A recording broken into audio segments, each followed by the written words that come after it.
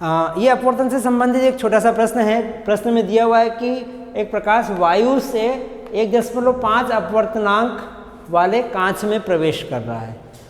वायु में प्रकाश की चाल 3 × 10⁸ मीटर प्रति सेकंड है, तो कांच में प्रकाश की चाल याद करना है। ठीक है, तो इसे हम हल करके देखते हैं। दिया क्या है यहाँ पर, इसे हल करने का प्रयास करें। तो यहाँ पर दिया है कांच का अपवर्तनांक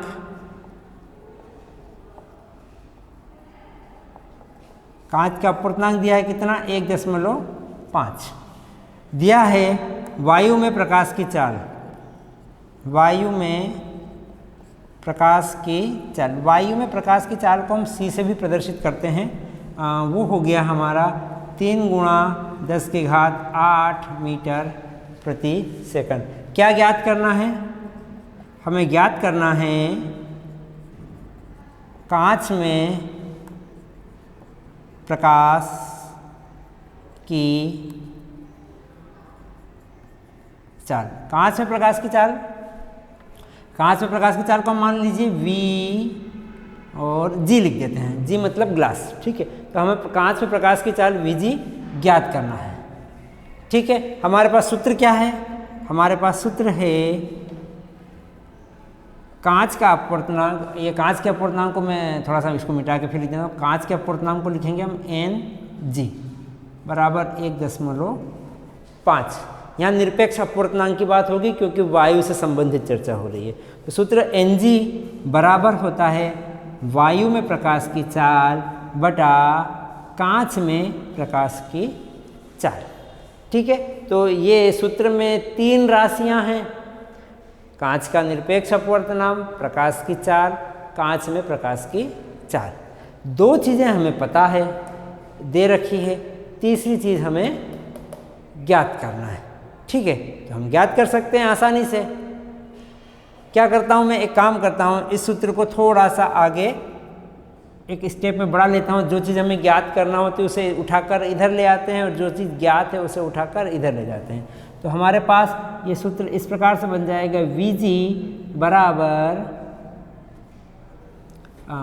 C बटा Ng मतलब अपवर्तनांक कांच का। हल करके देखते हैं, ये दोनों वैल्यू हम यहाँ पर पुट करके देखते हैं। तो Vg बराबर क्या हो जाएगा, Vg बराबर प्रकाश की चाल हो गया 3 × 10⁸ मीटर प्रति सेकंड बटा में 1.5। ठीक है, तो काट सकते हैं अपन। मैं इस 3 को थोड़ा सा इधर लिख देता हूँ क्योंकि ये मैं 1 दशमलव हटाऊँगा तो एक यहाँ 0 लग जाएगी, और 15 से मैं इस 30 को काटूँगा तो कितनी बार कटेगा, 2 बार कटेगा।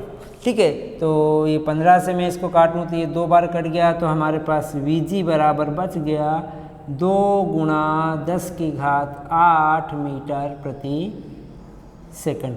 तो कांच में प्रकाश की चाल आ जाएगी 2 × 10⁸ मीटर प्रति सेकंड। तो इस प्रकार से हम किसी छोटे गणितीय प्रश्नों को हल करते हैं जो अपवर्तनांक से संबंधित होते हैं।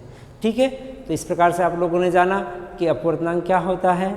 अपवर्तनांक अलग अलग माध्यमों में प्रकाश की चाल के अनुपात को भी कहते हैं। साथ ही चित्र के रूप में यदि देखें तो जब प्रकाश की किरण एक माध्यम से दूसरे माध्यम में जाती है तो वो रास्ता बदल लेती है, और जब रास्ता बदलती है तब आपतन कोण और अपवर्तन कोण की ज्या का जो अनुपात होता है वो भी अपवर्तनांक के बराबर होता है। तो अपवर्तनांक के बारे में आज इतना ही। अगले वीडियो में हम अपवर्तन से संबंधित नेक्स्ट बात लेके आएंगे। धन्यवाद।